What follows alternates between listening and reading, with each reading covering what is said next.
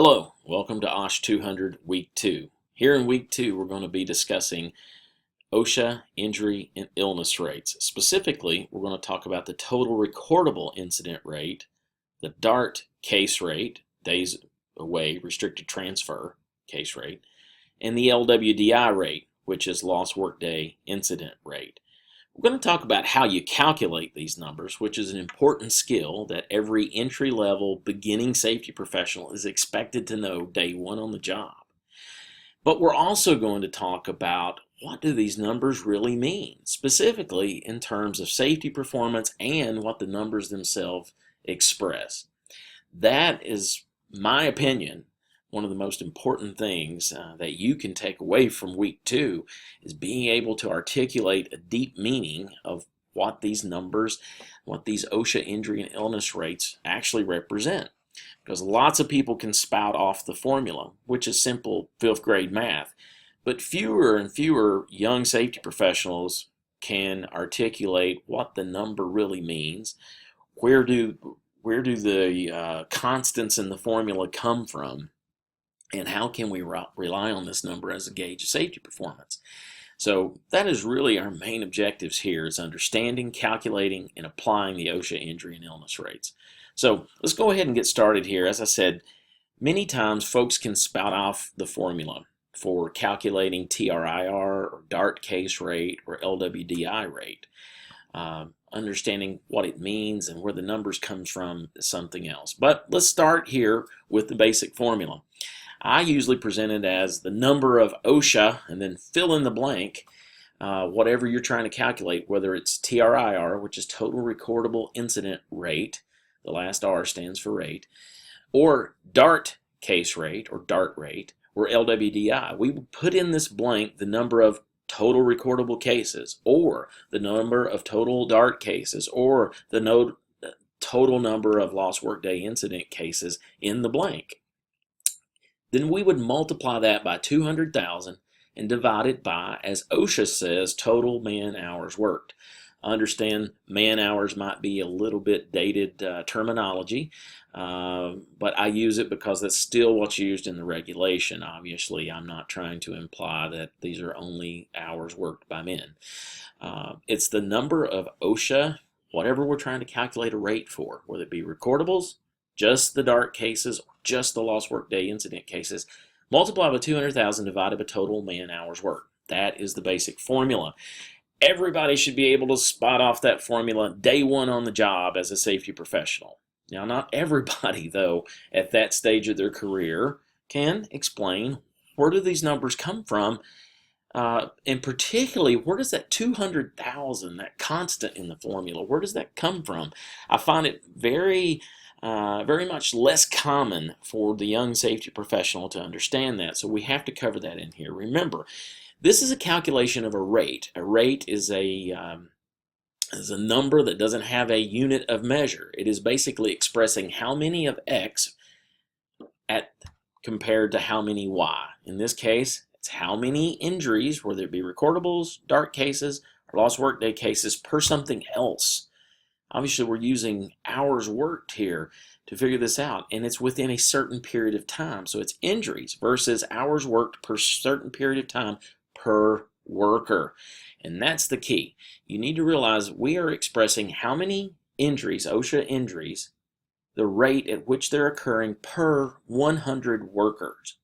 And if we look at that 200,000, and then we look at 100 workers, we can see how we arrived at that 200,000 number. If we have 100 employees who work 40 hours per week and 50 work weeks per year, because OSHA and the Bureau of Labor Statistics are considering that most people work 50 weeks out of the year, on average 2 weeks of vacation is figured into that. If you multiply 100 workers times 40 hours per week times 50 weeks per year, that comes up to 200,000 hours per year. You notice the weeks cancel out here in this formula. So when we come up with a TRIR, or a lost workday incident rate, we have a number that is expressing how many injuries of that type per 100 workers per year. Keep in mind, OSHA bases their calculation on a calendar year, All the Bureau of Labor Statistics information is based on a calendar year. Some organizations will keep this on a rolling or moving year, or they may calculate it based on a fiscal year. You would adjust accordingly if you worked for one of those organizations, and you would look at how many recordables or how many DART cases or how many lost workday incident cases occurred within that fiscal year or that rolling year that you're looking at, and divide it by how many hours worked during that period. And it would be still expressed per 100 workers. Now, here's something that's central I want you to take away here in week 2, is that this rate is not a definitive statement saying this is how many recordables we will have for every 100 worker in this year. It is not a crystal ball. There is no such thing. It hasn't been invented yet in safety. Probably never will. It is simply expressing that at this rate, this is what we can expect. At this rate, we can expect maybe it's 7.2 recordables for every 100 worker. Now, granted, you don't have 0.2 injuries. They come in whole numbers. But it's simply a rate. It's an expression saying at the rate we're going, this is how many we're going to have for every 100 worker we have. It is very, very speculative prediction. In many cases, all we have to do is simply keep working more hours and get lucky and not have injuries. And guess what? Our number comes down simply by the fact that the denominator in the formula is increasing while the numerator is staying the same or slightly increasing. Now, obviously, the other aspect could be true. It could be January, February for calculating on a calendar year, and all of a sudden we have 3 or 4 recordables. That's just, we've had this series of unfortuitous events, and all of a sudden the recordable rate has spiked up because we haven't worked very many hours in the year. So we can just keep working and not have anything else happen and then bring that number back down. So keep in mind, this is very speculative. It is very, very speculative, and it is a rate. You need to be able to express that. If somebody says, what does the recordable rate mean? Or what does the LWI mean? It means this is at the rate we're going. This is what we can expect as far as the number of these type of cases per 100 workers. That is what this number means. And now that you have an understanding of the record-keeping rule that determines what is recordable, what is a DART case or lost workday incident rate case, lost workday incident case, you have a deeper understanding of what this rule really means, or what these numbers that come out of this rule really mean. So let's dig into this formula a little bit more. You're going to be asked to calculate some things in week 2, building on the assignment from week 1. Remember 3 components of the formula: number of cases, whether it's total recordable cases that you're calculating, TRIR, DART, or lost workday incident rate. Now, I have seen, and there are some organizations that use an OSHA injury and illness severity rate, where they will count the number of days away, or number of days of restricted duty transfer and time away, and put those days in place of the cases and then calculate a rate. Very few organizations use that. As you can tell, that'd be highly, highly unreliable number. It would be highly inaccurate too, because a lot of times those numbers of days are based on subjective opinion of a medical provider, and any given worker could get 2 different answers from 2 different medical providers as to how long they should be off work. So very few organizations use that, but be aware that it's floating out there. I'm not going to ask you to do that in this class. I want you to keep these 3 main components of the formula top of mind here in week 2. Number of cases, 200,000, total man hours worked. So how do we calculate man hours worked? That's always a challenge here, but don't sweat it. It's not that hard. First thing you got to understand, there are 3 types of workers. There are hourly workers, salary non-exempt workers, and salary exempt workers. Obviously, there are at-will employment and contract employment, but that's for another class. We're talking about the way folks are paid. There are 3 ways they get paid by employers based on the hours they work, or they could be what we call salary non-exempt, meaning they have a base salary, there's an expectation, but they get overtime. They're not exempt from the overtime requirements either from a state or from a federal perspective, that requires that workers get paid for overtime, things they work over 40 hours a week. They're salary, but they still get overtime. And then there's the group of folks like myself, and probably like many of you, when you go into safety, you're going to be salary exempt. It means you get a base salary and you don't get overtime. You're not entitled to it because you're a member of management. Some weeks you might work 35 weeks. Other weeks you might work 35 hours in a week. Other weeks you might work 55 hours in a week. But at the end of the day, it's supposed to come out in the wash that you're working right on average of 40 hours a week, and usually a little bit more. So you got to understand that those are the three ways. If we're talking about hourly workers, we simply go to some employer's timekeeping system, the time clock, payroll report, and it will give us usually a precise count of the total man hours worked. It'll say the hourly workers worked X during this period of time, and we'll know. In many cases, these same timekeeping systems can tell you exactly how many hours during a week or a month or even a year that the salary non-exempt work. Now, some organizations keep track of salary non-exempt hours in a unique fashion, and it's really hard for us to think about all the different ways that they could do that. So I'm not going to go into great detail with that here, but keep that in mind. And many times the salary exempt employees might turn in vacation requests so you know how much vacation they're using, but many times you have no idea how many hours they actually put in that week. So when we're talking about salary non-exempt, salary exempt, it is a case-by-case situation in the organization in which they work. Here's some guidelines. You know, if the employer has records of the actual work time of salary non-exempt, and it would be less likely salary exempt, you use those hours, the actual hours. But if you don't, you make a reasonable estimate. And the Bureau of Labor Statistics has offered a method to do that. And as I said, I've put that here on the next slide. This is cut and paste directly from the Bureau of Labor Statistics website. No problem in doing that. I'm giving credit. However, this is government, it's public information. So you would follow these steps. I'm not going to read this slide to you here. It would give you a little bit more in-depth way, and I've got this up on two screens. That's why I'm looking at two things. One's a little bit bigger print for me. It would tell you ways to estimate this time. But I will tell you, in many cases, when we're talking about salaried exempt employees, we're usually safe in saying they work 45 hours a week. That is a commonly accepted practice to calculate 45 hours a week for salary exempt employees. That's deemed reasonable. And we also assume they're working 50 hours a week. Now, granted, some salary exempt employees might have 5 weeks of vacation built up because they've been with the organization for 20 years.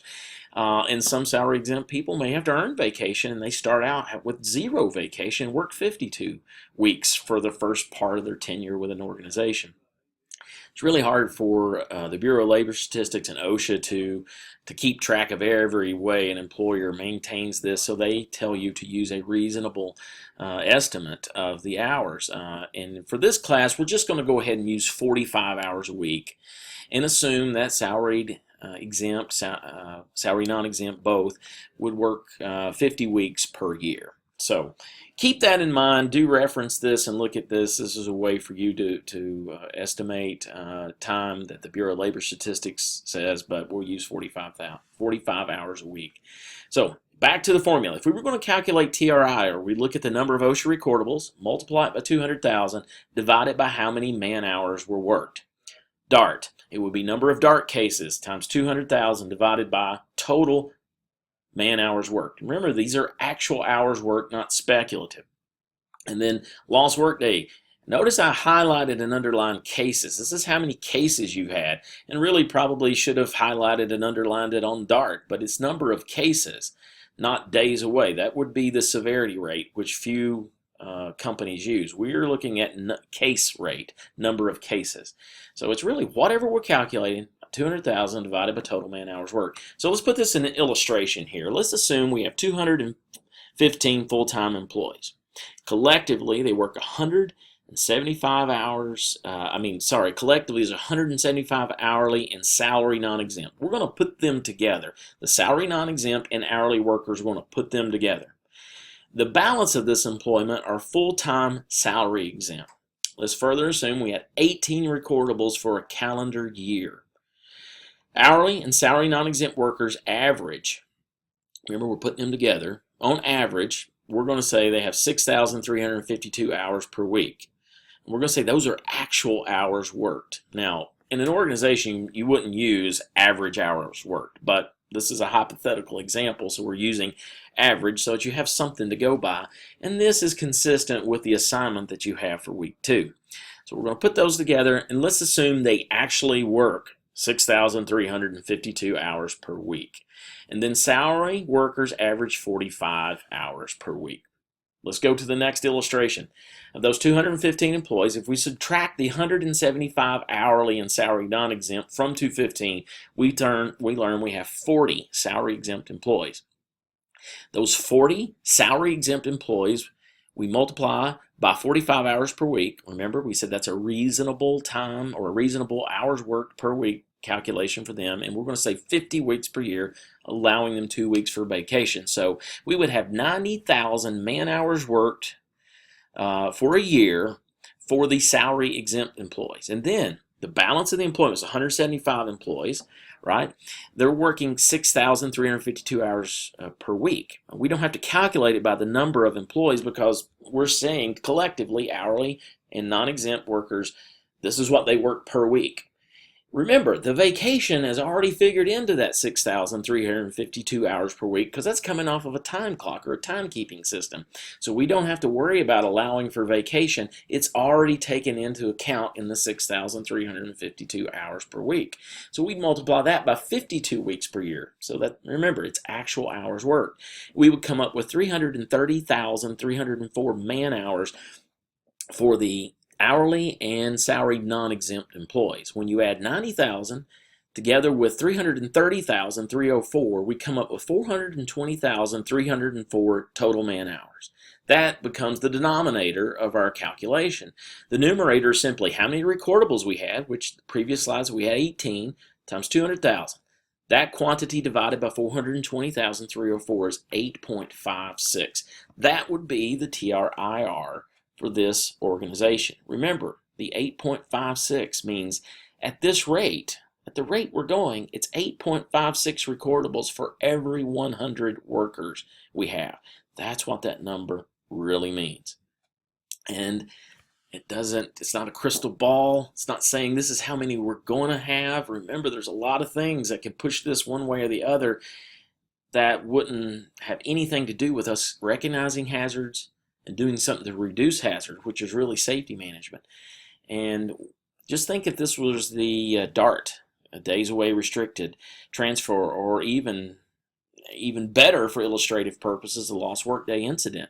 What if we had an aggressive return to work program where we brought workers back to work and hey, we can have them count paper clips to make sure Office Depot or Staples didn't short us, and we avoid having a lost time claim. That would drive that number down. Well, we've not done anything to improve safety. We've only managed a claim. That's going to become a theme here in weeks 2 and 3, is that there's a difference between claims, workers' comp claims management, incident management, and safety management. We have to do both. They're both important tasks, but they are not the same thing. These numbers sometimes are more reflective of claims and incident management than they are safety management because of some of the problems I told you about in the week 1 introductory video. But you now have a foundation to calculate OSHA injury and illness rates, and you have a foundation to know what these rates really mean and articulate that to somebody else. I think this week 2 lecture helps you tremendously in the week 2 assignment where you're calculating these rates for the same organization that you had in week 1. If you have any questions, don't hesitate to forward those to your facilitator and or myself. Wish you the best here in week 2. Thanks.